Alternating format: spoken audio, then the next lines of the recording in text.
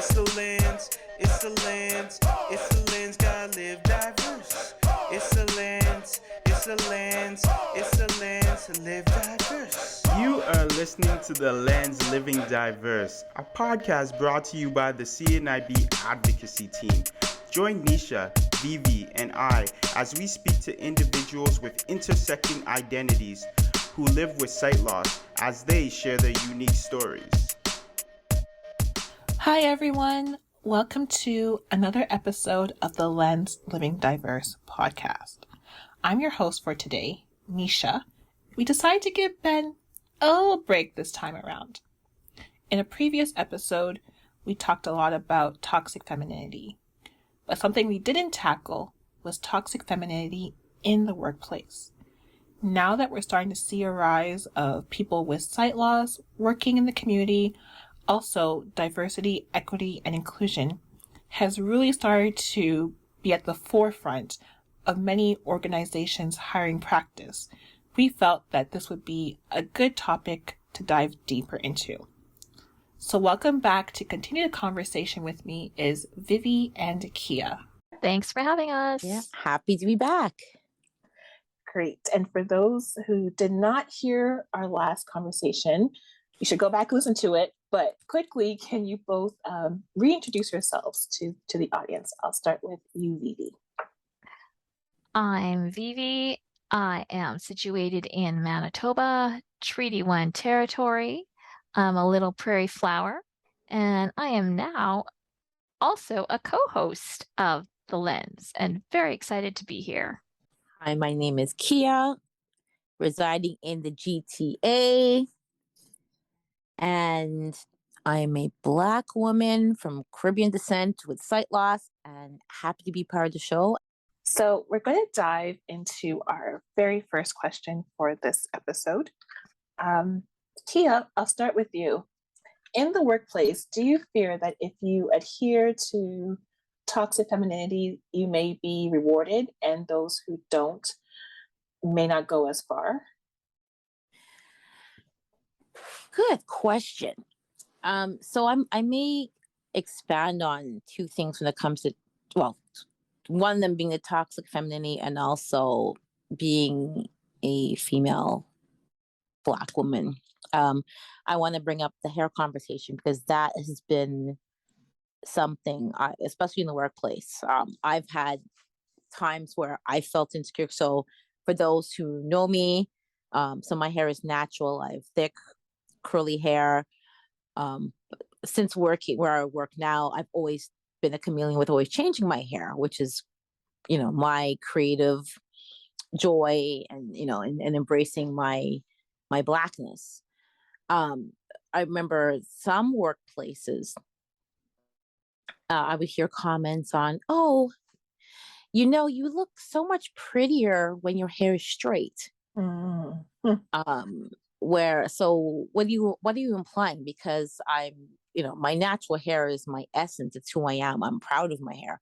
Yes, it's unruly when it's hot and it's or it gets wet. The conditions aren't the best. But that being said, it's taken me a long time. I shouldn't say a long time, but to really embrace my naturalness, because that's who I am. But growing up as a Canadian, and even, I've had the experience from, I remember my father, that's a person who was important to me, but he always say, "Oh, you always must have your hair a certain way." And he was always I shouldn't say an advocate, but he was always, no, I shouldn't say advocate. That's the wrong word. So my apologies.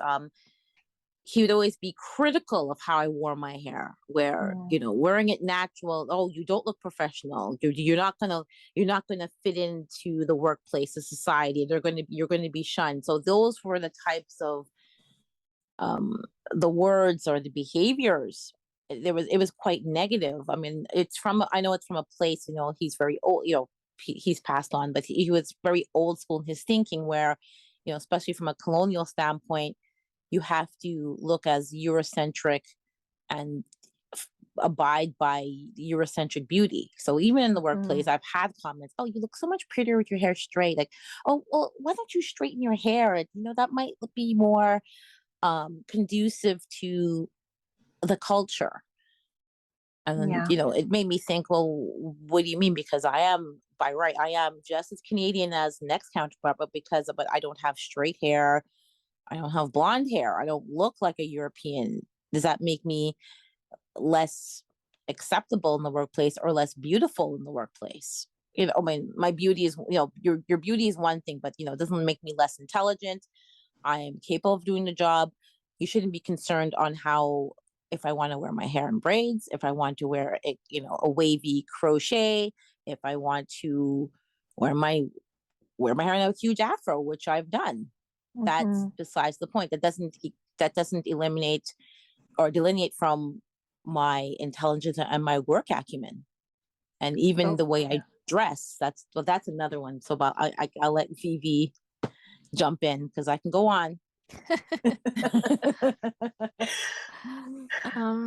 Okay, yeah, I'll jump in. So, yeah, I guess I'm on the opposite end of Keya's hair journey. So I also have very long, thick, curly hair, and because I've had long, thick, curly hair for most of my life, I've kind of gone the other end, and so I also color it and do fun things when the mood strikes me because yeah, that's part of my expression and part of my um you know uh following of fashion a bit, just my self-expression, a way I get my creativity out. I've had, fantasy colors in my hair. Right now it's more natural tone. I just got it fallified, as my stylist coined the phrase a week ago at the salon. So I said we were going to TM that and use it. So fallified.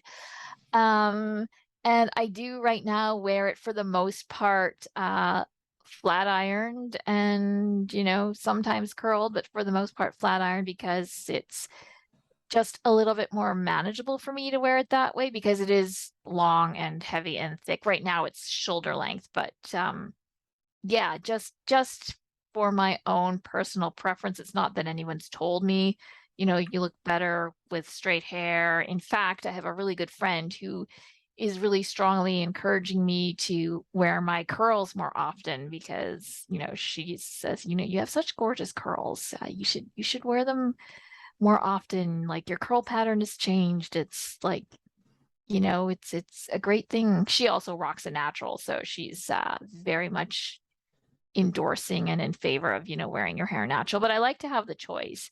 And I have worn it like in its natural curly state to work a couple of times and nobody's really said anything. And even a couple of weeks ago, I was away on vacation with some friends and family. And so I just had it in braids again for the maintenance and just for the ease of care. And I had come back and I hadn't taken the braids out because it was in between coming back from vacation and then going to see the stylist. And I wore it to work a couple of days in the office and nobody said anything, which was interesting because I wondered if anybody was going to notice and if anybody was going to comment. So it seemed to go unnoticed. But yeah, definitely a conversation regarding appearance and wearing your natural and what people think that means. Whether you're intending it to mean something political or not, it can be interpreted that way. And it shouldn't be. The word that comes to mind as you were both talking was wild, because I remember growing up hearing, "Oh, your hair looks wild. You can't go to work like that." And that's from, my own family. But when I look in the mirror, I would say, what is so wild about my hair? Because when I hear wild, I think it's untamable. It's maybe one side is longer than the other, or I didn't comb it probably, but it looks good to me. It's a nice, neat fro when I've worn it in a fro, or when I've had like curly crochet. It's a bit thicker and voluptuous, and I'm like, this looks good. Where is the wildness coming from? It was very like confusing to me, and because of that, I felt like I had to wear, if I wear a straight wig, or I would do like if I did my hair in braids, it would be like the really straight braids, something that didn't really have any personality for me, and it was always jet black.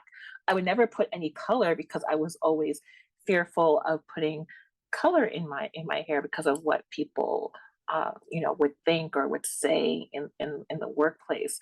I've never had anyone lately outright say anything because I feel like the times are kind of changing. We're sort of, as we've seen the emergence of diversity and inclusion, there's more acceptance of the way we wear our hair, where we wear our clothes, how we present ourselves on the outside. But it doesn't seem like things like our tone and how we communicate with staff and colleagues, from my experiences in the past, I don't really think that's being addressed yet or looked at yet. But that is something that we're going to get into a little bit later on in this conversation. I could feel Keya stirring. I want to know if you all ever have the experience of someone coming up to you and going, "Oh, I love your hair. Can I touch it?" Oh, Of yes. course. Of course. Of course. And they don't even ask if they could touch it. They just Yeah, that's start true. touching Sometimes it's an assault. Yeah. Yes, it's all of a sudden it's too late. The hands are in there, and Yeah. sometimes I make a joke. I'm like, you're lucky. I have a lot of hair. I could have a weapon in there. Mm-hmm. I could, but I alas, I do not. But yeah, I'm glad that you brought that up, Vivi, because that has happened to me in the workplace. Oh, yes. Yeah. Even strangers. It's happened to me where someone strangers. feels, Yeah. take liberties, and I'm like, last time I checked, this is attached to a human being. You're invading my space. You must ask. Just like how, I love texture and hair, and it doesn't matter who it is. I'll ask them, like, oh no, I love your hair. Can I, especially with sight loss? Yes. I'll ask, may I touch your hair? I think your hair is really nice. Can I feel the texture? If it's, but they say no. Nope. I totally understand, because that's your person. Yeah. It's your personal space. Yeah. And if someone asks me in the workplace, because that's another layer. I know we're veering a little bit away from the toxic femininity, but if someone asks me, if they can touch my hair, and usually it's usually a female. Yes. Yes. No, I don't have a problem, especially if you have sight loss. Not a problem. Right. That's I'm thinking more sighted people wanting, and also I don't know that this is such a prevalent thing in the non-racialized female culture. Like, I don't recall many, no white friends that I know or white people I know having that experience. So, yeah, agreed. Yeah, agreed. When it comes to the other aspects of yourself in terms of appearance, like the clothes you wear, wearing heels or not wearing heels, whether to use your cane in the workplace or not, do you ever feel like that could be a hindrance on how far you get, whether you are put up or recommended for a promotion or a new position or opportunities? Do you ever wonder how your appearance is coming across to management and to other staff, and if that is, stopping you in any way? Oh, definitely. I'm aware of my appearance. I love fashion and expressing myself that way. So, in a way, it's a way for me to play. But I always want to be mindful of being professional in my attire at the office, and looking polished and composed and poised. So yeah, I'm mindful of my appearance, just because, like, that was always important to me even when I had sight. So it's not something that went away after sight loss. I just I want to be putting the best possible presentation of myself forward, but I don't think it holds me back in any way, because it's something that I enjoy and I like, and gives me pleasure to feel that I look good and polished and presentable to the world. That's part of my identity, my personality. So, I mean, I don't see it as a burden. So then I don't see it as a means of holding me back professionally. I once had, this was like years ago, I think when I was just coming out of college and getting into my first professional position, I once had a colleague say to me, there was another person I was working with, and she had been maybe an administrative person, assistant, and then she got a job as a career counselor. And a female coworker said to me, "Do you see how her wardrobe has changed from when she was an admin person to a counselor? And like, you should consider that as well." She's saying to me, "You should look Hmm. into maybe changing your style and your wardrobe." And I was like, I said, "What do you mean by that?" She goes, Mm-hmm. "Well, she's dressing more professional." And I was like, "I don't see it." And this is when I had more vision. I'm like, I don't get what you mean. And I said, "Well, what should I change about myself?" Mm-hmm. And she said, "Well, maybe you should wear more dress pants and heels and Mm. long sleeve, shirts, like blouses or dress shirts." And I thought to myself, I said, "Is that what I need to do in order to get a new job or get a promotion? Is to change who I am?" I thought I looked pretty good. I was comfortable in my clothing. I thought I was very professional, but according to this person, no, I wasn't. And I didn't like that. I didn't like that. I know she wasn't trying to be judgmental, but I did not really appreciate uh, where she's coming from. Because who's to say I could afford those Mm-hmm. clothing? Who's to say that that made me feel comfortable, or that was like it was conducive to my body type?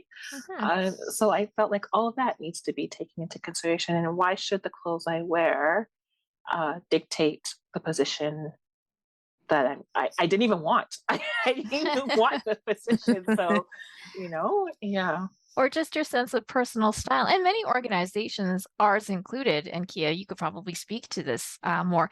Like Yes. we have suggested or prescribed dress code. So there are, things that are acceptable and unacceptable for us to be wearing in the workplace. So, Hmm. And I think too, and Neisha, totally, Vivi, same school of thought. Like, because I come from a fashion background, mhm, I love the empowerment and the expression and the beauty of changing your look, being a chameleon of sorts. mhm, That brings me joy. And Nisha, where someone what they were conveying is judgment, because those are their projections on what they deem is professional. What is really professional? I mean, with the industry, since we're in the nonprofit sector, I think there's a lot of leeway when it comes to how you look or how you can dress. If we were in a Hmm. corporate setting, I can see where it's still not right, but I can understand if, let's say, the person was conveying, okay, if you want to move up, this is the corporate cultures. There's a bit more restrictions. That being said, they shouldn't tell you how to dress no matter what. But Yeah. even, I mean, same with me. I will come to work wearing, because people, a lot of people know that I can wear sneakers. I will wear my Jordans to work, depending on what it is.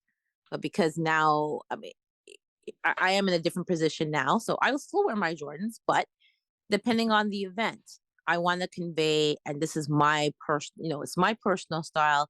I will put on heels. I will put on this. I will suit up. I will look the part.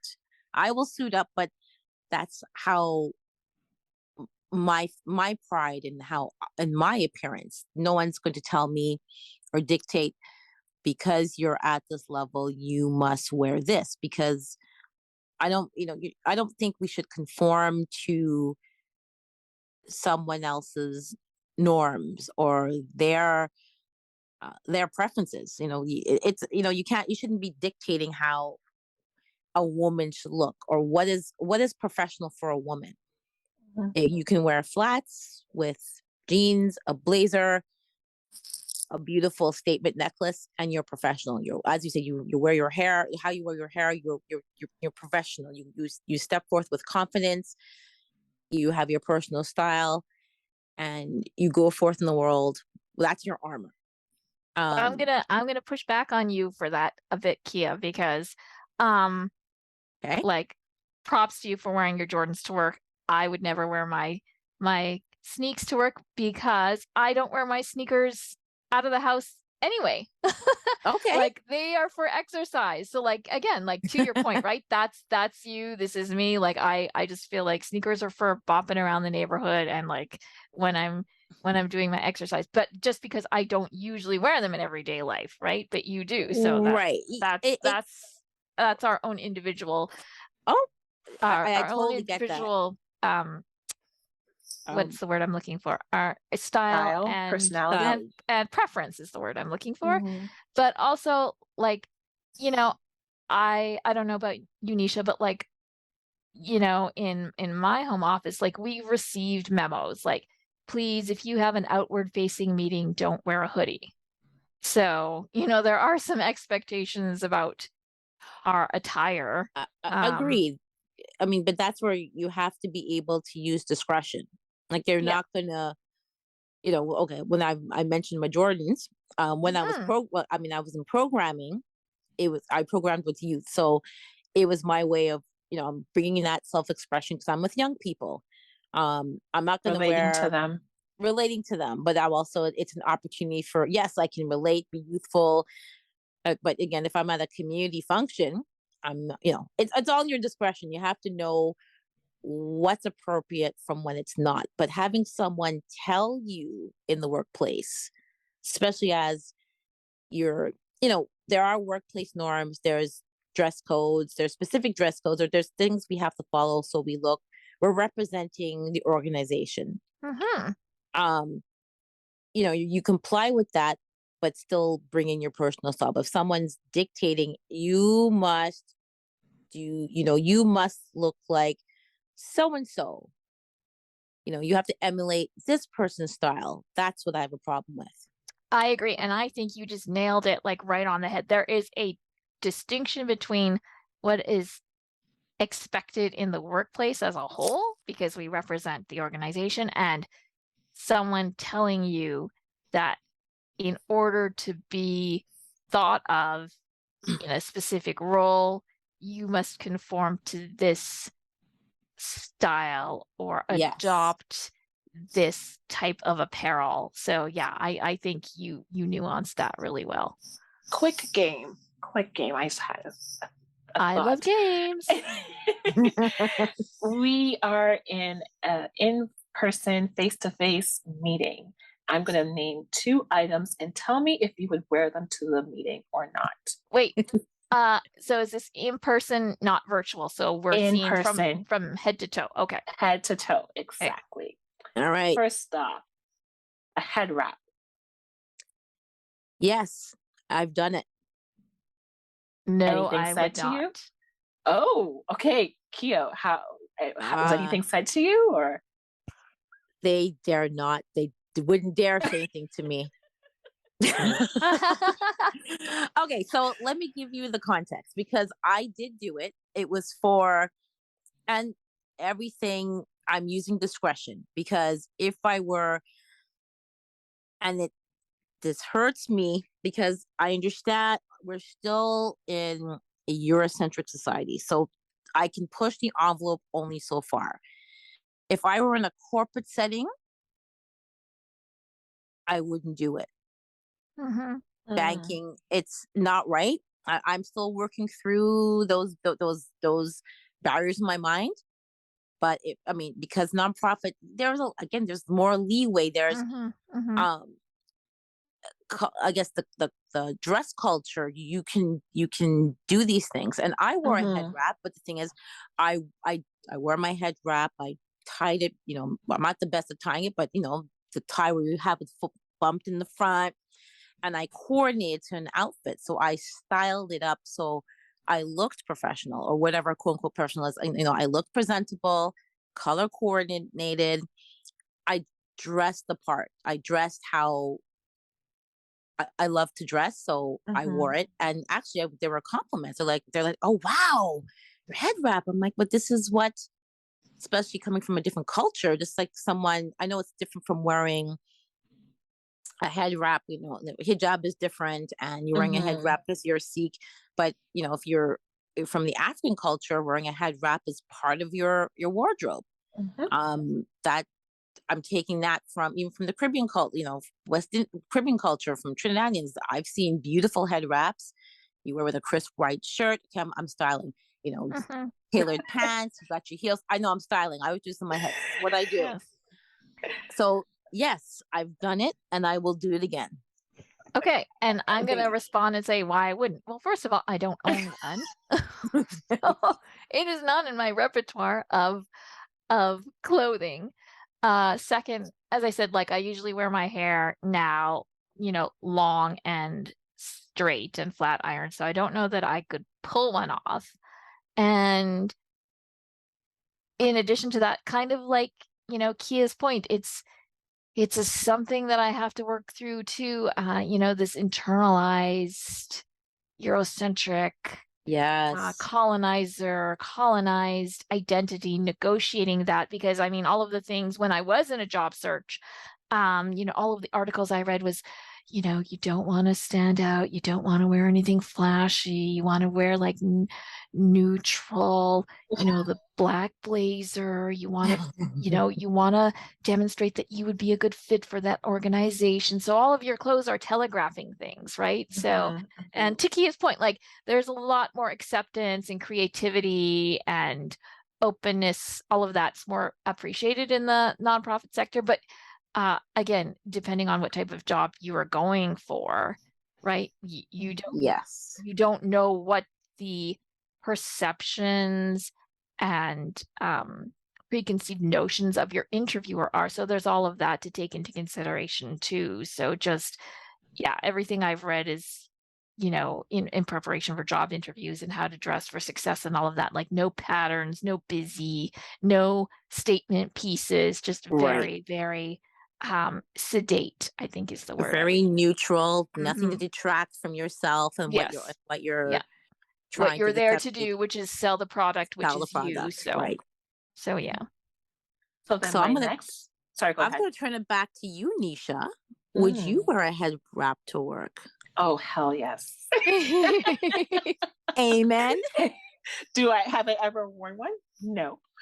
But lately I've been getting really into prints, especially like African inspired prints. And I just love the headscarf. So yeah, if I knew how to tie one properly, I would definitely wear one. I'm right now dancing right now. And now I feel left out because I don't have one. Oh no, I don't have one. Oh, it's called. We're going to mail you one. We're going to send you one, and you're going to wear it. I would. I know you would. Now, Neisha, in this game, are we in an interview or are we already hired at a meeting? Because I think already hired. We're already hired. Okay. Oh, well, you bring up a good point, but we're already hired. So next up, you mentioned Vivi flashiness. So what if you are wearing a bright colored suit? Maybe it's like a pink blazer or, a lilac blazer and top, pants and blazer combination, or if it's like an African inspired print dress or jumpsuit, would you wear that? Something like that. I love bright, happy colors. They make me happy. Pink and purple are my favorite colors. I do wear a lot of pink and purple in the office already. So yeah, I'm down with that. Even to a corporate meeting? Yeah, I want to be noticed. Awesome. Keya? Oh, that you're asking answers. Yes. You were asking answers. Yes, I would. I wish I had a bright colored suit because I've always wanted to do that look. Haven't found one yet. But I've worn color blocking where I've worn fuchsia and red together, going to work, yellow and red together, go to work, green and purple, go to work, patterns, I'm going to work. That's right. I do have a pink blazer. I do own one. Same here. And I did wear one to an interview once years ago and I got the job. I wore a bright pink blazer with a statement necklace and I got the job because I wanted to stand out. I wanted my personality to show and I don't really like too much of those neutral colors. So No, I don't either. I don't either. Like, they are for, the colors of the rainbow are for everybody. I just gravitate towards certain ones. Good. Yeah, that's wonderful. So that game is now over. Thank you both for playing the game. That was fun. And You're welcome. And those who are listening at home, play along as well. Let us know in the show notes, or you'll find the Send us some email questions. address. What would you Send wear us to some work? questions. Exactly. What would you wear? What are your thoughts on what we're talking about so far? So please share your thoughts. But I want to move on to something that might be a little bit controversial. So I want to talk about what we say, how, especially we're all here, Black women, racialized women.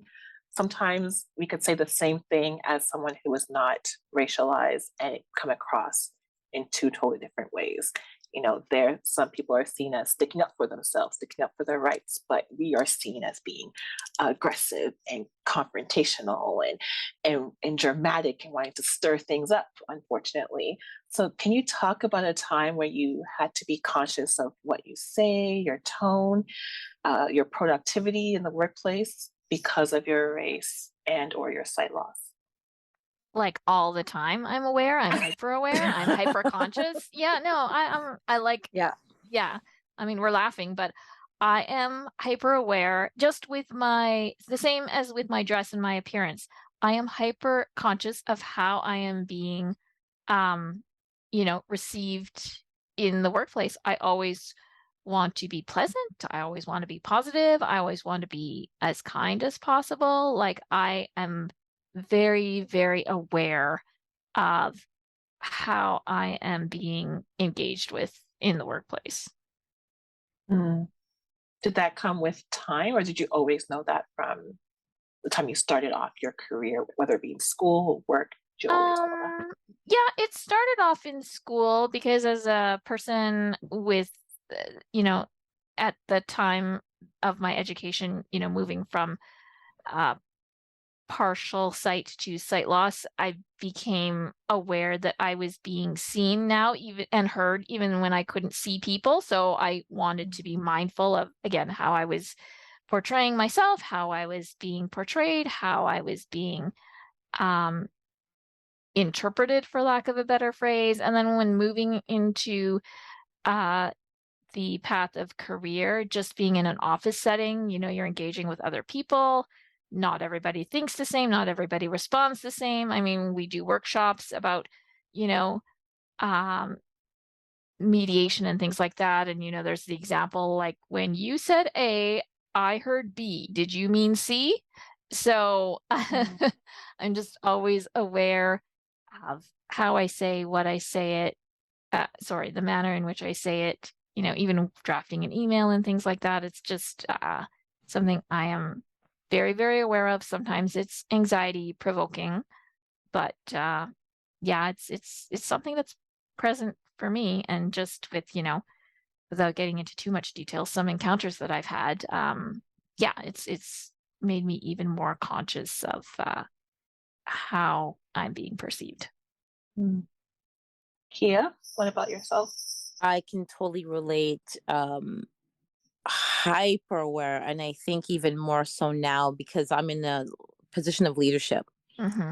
I am constantly questioning how I sound, how I come across, how I'm being perceived constantly. It's so sometimes it is exhausting because it's almost a mind game because Yes. I could be Yes.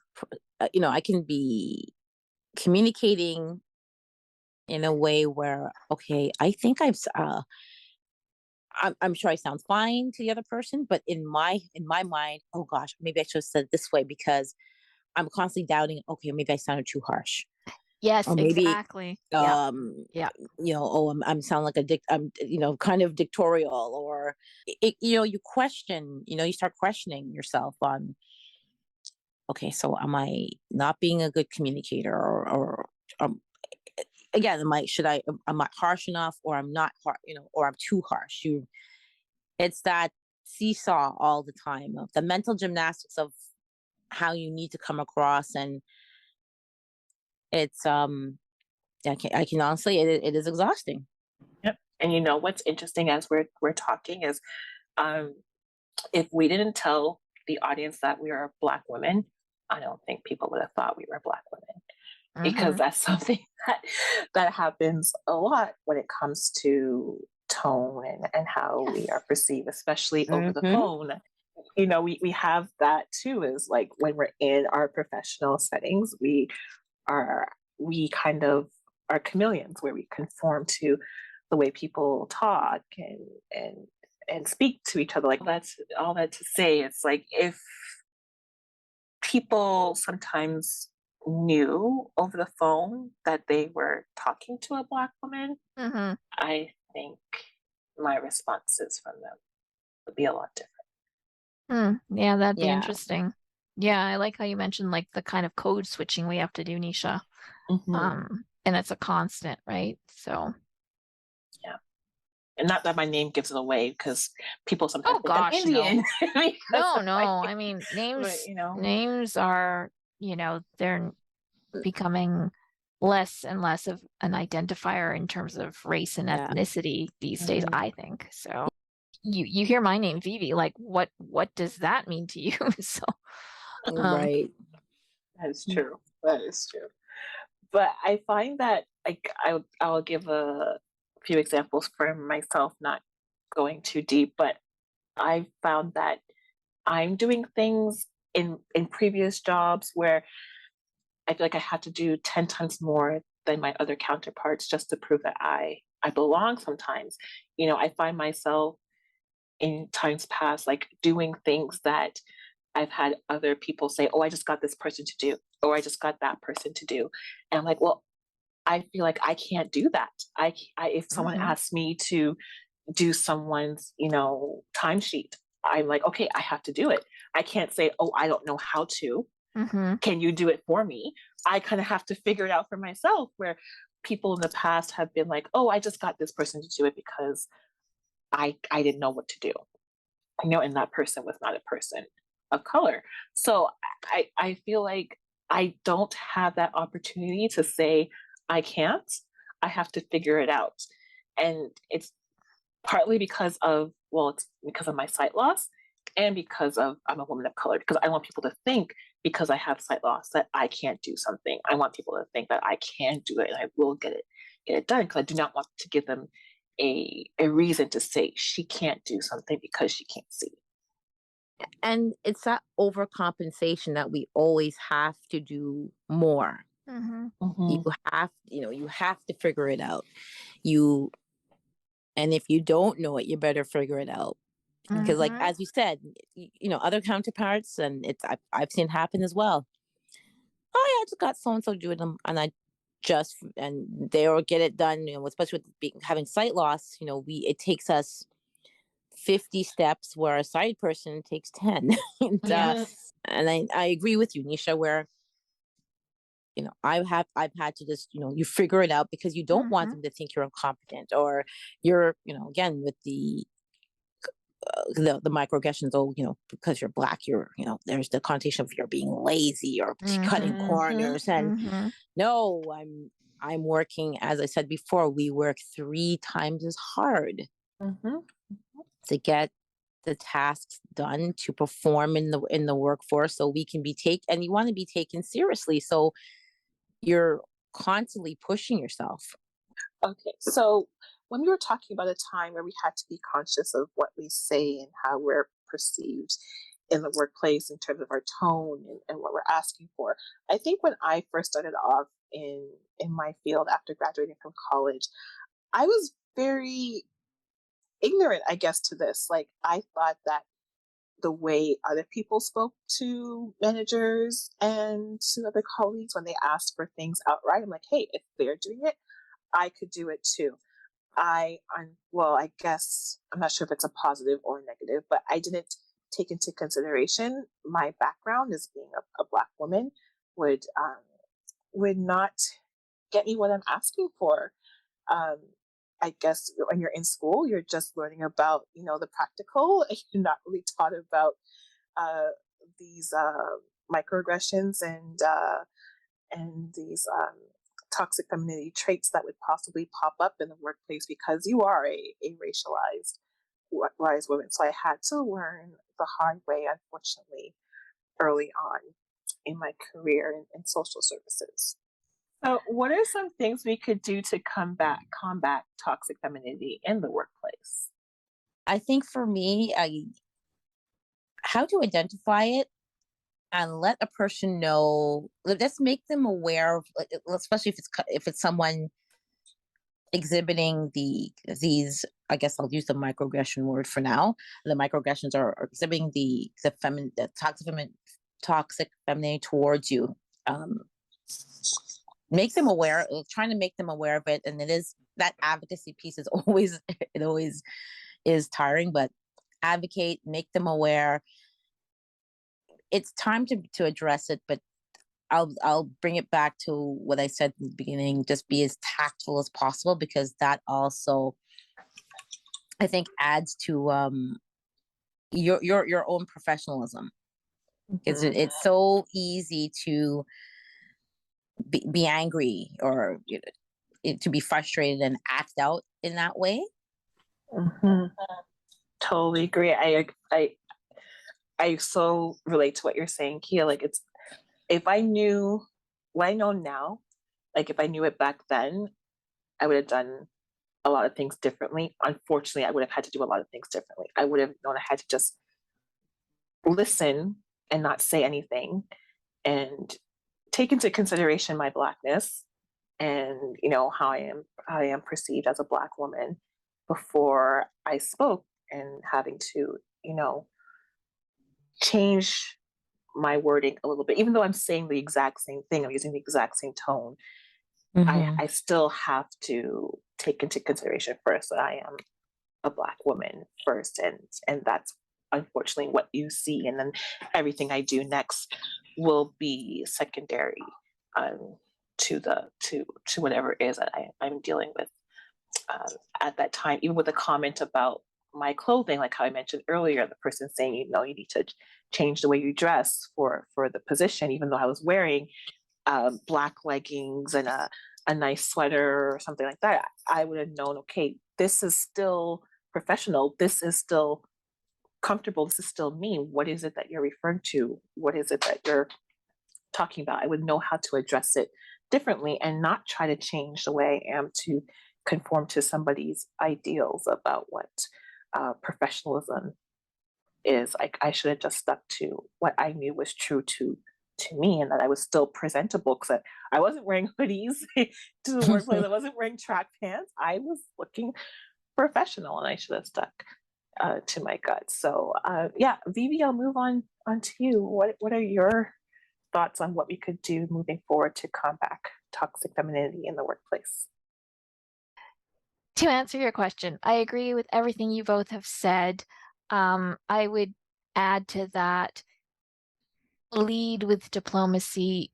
Don't be afraid to confront the issue or address it with the person whom you are having the issue with, or who is having the issue with you, if they are, you know, willing to have that conversation, or even with your supervisor, your manager, because, you know, I've had some incidents in the workplace where things were reported to my supervisor and then brought to my attention, and you know, I proceeded to correct the